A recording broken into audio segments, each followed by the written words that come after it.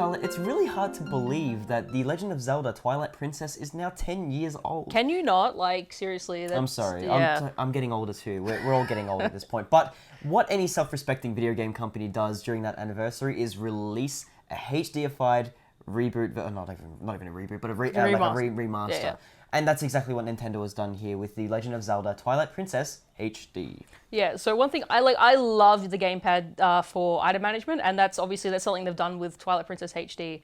They've also added some other things, like you can view the mini-map from it, you can swap between Wolf Link and normal Link on the fly using the gamepad. Like, it's just nice convenience. I mean, with the omission of Wolf Link, it does a lot of the stuff that Wind Waker HD does as well. So it's got all those conveniences that you never thought you really wanted, but they're there, and it makes the game kind of ebb and flow a little bit easier.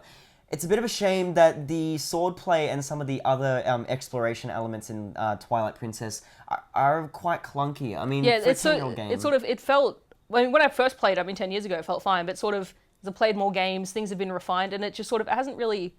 It's fine, but it hasn't aged that well. It feels a bit clunky, Link feels a bit slow.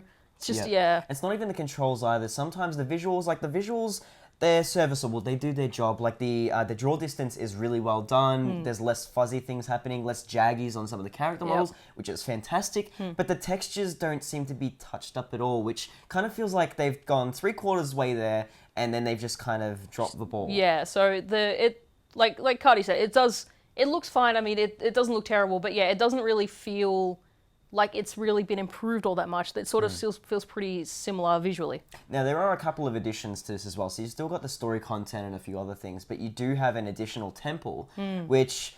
wait for it, is unlocked via amiibo. So if you don't actually have the amiibo that comes bundled with the game, you're unable to access it. There are some other amiibo as well, Zelda-centric amiibo that can be activated, that give you all sorts of buffs as well as debuffs. Yeah, so like the Ganondorf one makes you take double damage and does all this other stuff. The Link and Toon Link will replenish your arrows. And I think Zelda and Sheik replenish your hearts. Yeah. So it's pretty cool stuff. Like, it's nice optional stuff. If you have the amiibos, they'll be able to help you out. Yeah, and so for an added challenge as well, there's also hero mode on top of that, so you can go as hard or as soft as you want. But when it all comes down to it, I honestly think if you've already played Twilight Princess like both of us, you probably want to give it a miss. But for those who missed it the first time around on the GameCube or the Wii, I'd say it's worth giving a revisit or just experiencing for the first time. Yeah, unless you really, really love the game, or as Cardi said, unless you missed it, I'd probably recommend you skip this one, I reckon. Spot on. Yep.